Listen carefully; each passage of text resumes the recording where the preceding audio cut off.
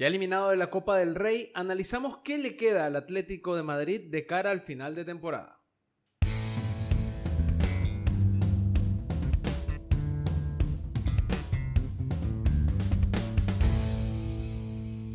Bueno, como ya habrán visto en el título de este episodio, tenemos que hablar del Atlético de Madrid y sobre todo enfocarnos en qué le queda al Atlético de Madrid y cómo se llegó a este punto. Sí. Entonces, lo primero que hay que decir acá, y que es una realidad total, es que el Atlético de Madrid va a encarar el segundo semestre de la temporada de la peor manera posible. Está eliminado de las copas nacionales e internacionales. Y esto hace que el Cholo Simeone tenga un grave problema porque ahora tiene una plantilla descompensada y se la va a tener que jugar con esa plantilla descompensada el resto de la temporada y con el riesgo también de que muchos jugadores se desentiendan. Sí, y lo más lamentable en todo esto es que todavía queda un objetivo realmente que no está nada fácil y es de conseguir la clasificación a la Champions League. El Atlético de Madrid ahora mismo se encuentra fuera de posiciones europeas gracias a su campaña tan irregular en Liga, con tanta falta de acierto de cara al arco, y obviamente va a ser clave mantener a jugadores conectados ante otros equipos que se mantienen más frescos de cara a la temporada. Exactamente. Bueno, hay que aclarar eso sí, primero que nada, que este episodio lo estamos grabando justo antes de que juegue el Atlético de Madrid esta jornada del día domingo. Y eso, a ver, al final no cambia mucho la situación. No va a cambiar nuestra opinión de la No va temporada. a cambiar nuestra opinión, pero tampoco cambia La mucho tuya la situación. particularmente, que odias a todos los técnicos argentinos. Yo jamás dije eso. Ok. Yo jamás dije eso. Eso es una falacia total. Ahora, lo que primero tendremos que hacer es profundizar un poco en la situación del Atlético en cuanto a la plantilla, porque hicimos mucho énfasis en que la plantilla está descompensada. Pero, ¿por qué está descompensada? Y lo primero que hay que decir es que la línea que siempre ha caracterizado al Cholo Simeone por ser la más fuerte, la más fiable, es la que más dolores de cabeza está dando en los últimos 2 años y medio con tranquilidad, que es la saga de centrales. Claro. En donde tenemos a un Felipe que es totalmente anticompetitivo. De hecho, esta temporada prácticamente no ha jugado porque es que no puede jugar. La temporada pasada fue totalmente desastrosa y yo pensé que no iba a seguir en el equipo. Y esto hace que evidentemente tengas una ficha y un jugador ocupando un lugar en el banquillo con el que no cuentas y con el que no puedes contar tampoco. Después tenemos a Savic, que la realidad es que está lejos de su mejor nivel, pero también eso se causa gracias a toda la exigencia que le están dando, porque básicamente él es de lo mejor que hay hoy por hoy y no está bien, y aún así es de lo mejor que tiene el Atlético de Madrid en estos momentos. Y tendríamos que hablar de Mario Hermoso, que con Mario Hermoso me pasa algo muy particular y quisiera que el Cholo nos explicara un poco más, porque alterna largos periodos en donde no cuenta por decisión técnica con un par de partidos siendo titular. Entonces, no entiendo qué tan mal tiene que estar para jugar tan poco. La verdad es que el tema de Mario Hermoso, bueno, yo me atrevería a decir que el resumen es lo que vimos en el gol de Vinicius en el partido de Copa del Rey. Claro. Mucha pasividad, mucha desconexión, entendiendo ya ese partido quizás no como liquidado desde el resultado, porque todavía quedaba para sacarle provecho a ese encuentro. Quizá para él intentar igualar. Pero por el tema de contexto, entender cómo fue esa jugada es un poco plasmar el paso de Mario Hermoso por el equipo. Porque hasta hace 2 jornadas se estaba hablando de que se estaba recuperando la figura de Mario Hermoso, de que aparte si ahora estaba sumando en su faceta goleadora iba a ser importante para el Cholo, y ahora viene y tiene esta situación que ya no podría llamarlo error, pero es una pasividad en la marca que no se puede permitir un equipo como el del Cholo Simeone, sobre todo tirando tanto la línea hacia atrás. Claro. Creo que en este caso la situación de Mario Hermoso no era un partido liquidado, pero quizá el que estaba liquidado era él físicamente. También, Recordemos que ese gol fue al minuto 100 algo, fue en el extra, en el tiempo extra. Claro.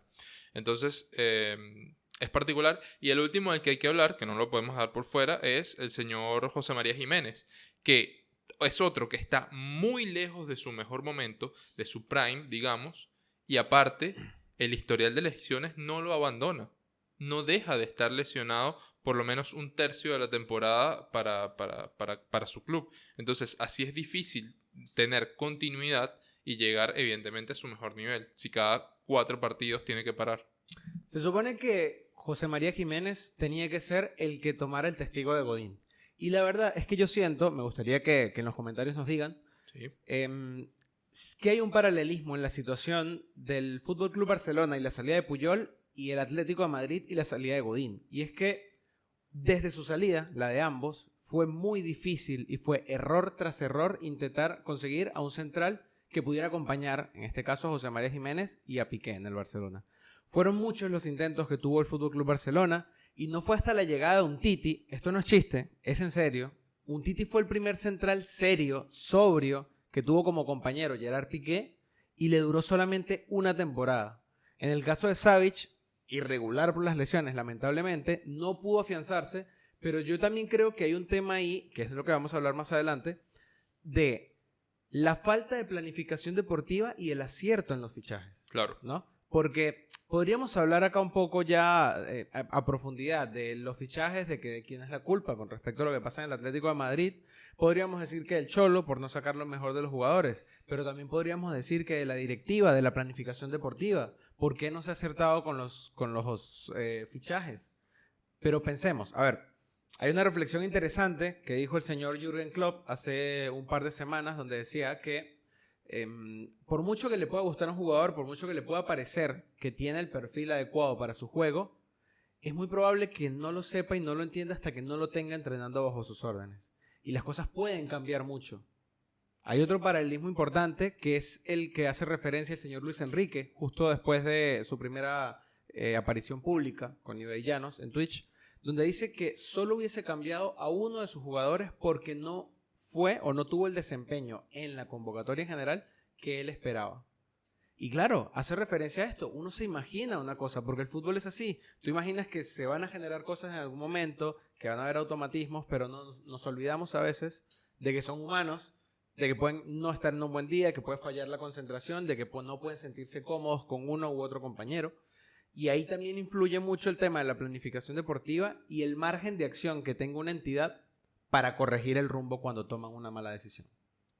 Mira, antes de contestar tu comentario, quiero decirle a nuestros oyentes que cuando haces el énfasis de que lo de Umtiti no es chiste, fue porque de verdad pensé que era un chiste. A ver, el tipo estaba leyendo el guión y dice, buenísimo lo de Umtiti, me dio risa. Nosotros tenemos, exacto, una especie de guión, más que nada un bosquejo de cómo va a ser cada episodio.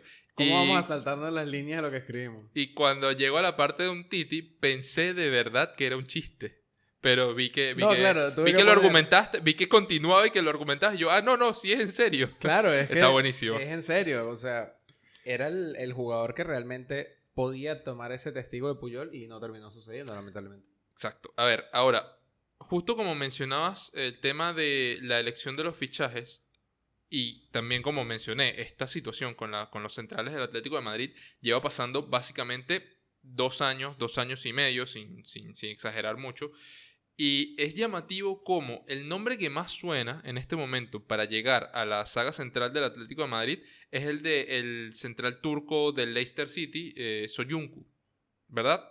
Que, a ver, Soyuncu hace 2 temporadas era buenísimo. Lo quería Media Premier. De hecho, fue el central que salió o que empezó a relucir luego de la salida de Harry Maguire al Manchester United. Se decía mucho que no se extrañaba a Maguire por el buen nivel de Soyuncu. Exactamente. Que recordemos, antes de que vayan a comentar algo, el Harry Maguire del Leicester es un jugador muy distinto al Harry Maguire del Manchester United. Pero eso es otro tema. El punto es, Soyuncu me llama la atención que esté sonando. Y tú analizas bien el fichaje y te das cuenta, o analizas bien por qué se está sonando ese nombre, porque no es oficial todavía, ni mucho menos.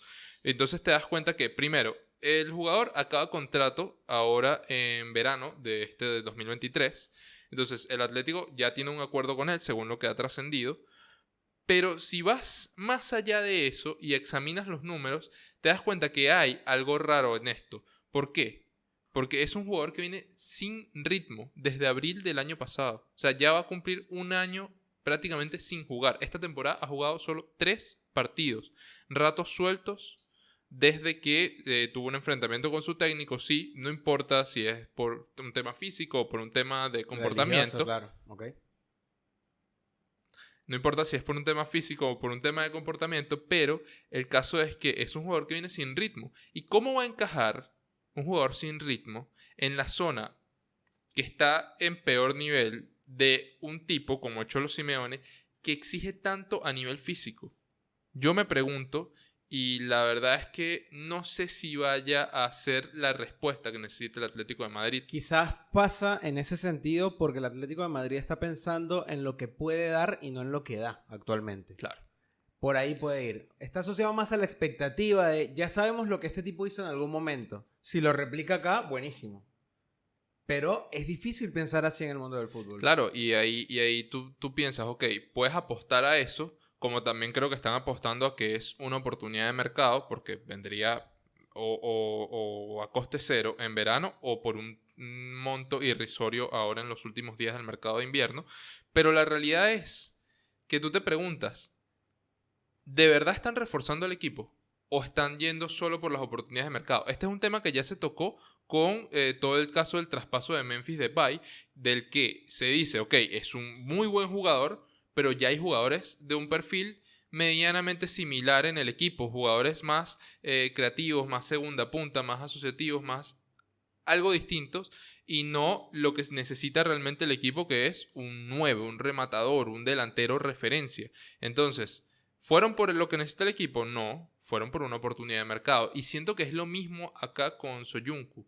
Y aquí es donde yo digo, está bien, quizá el ciclo del Cholo ya está gastado, ya no puede seguir, pero la realidad es que más allá de eso, hay un tema de la directiva y un tema de cómo se ha planificado la plantilla del Atlético de Madrid, y no deja de ser cierto que el Cholo necesita otras herramientas, más allá de las que les han dado.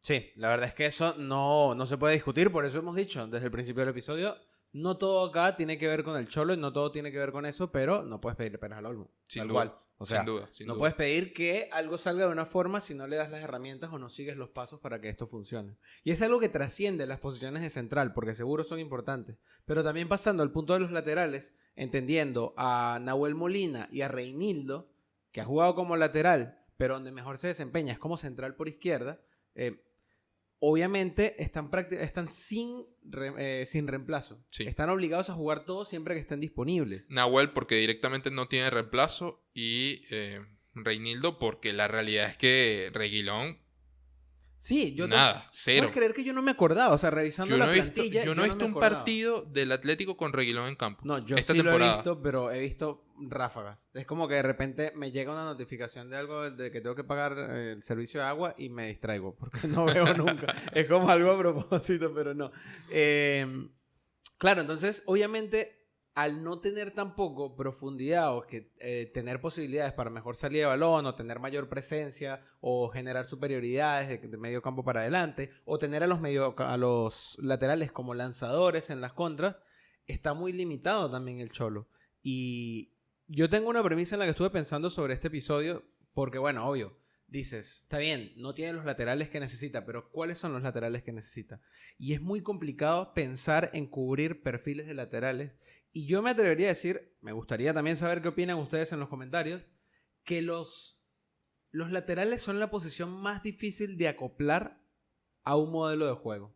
Y eso que se supone que tú solamente sigues un carril, ¿no? Tú vas arriba o abajo en una zona específica del campo.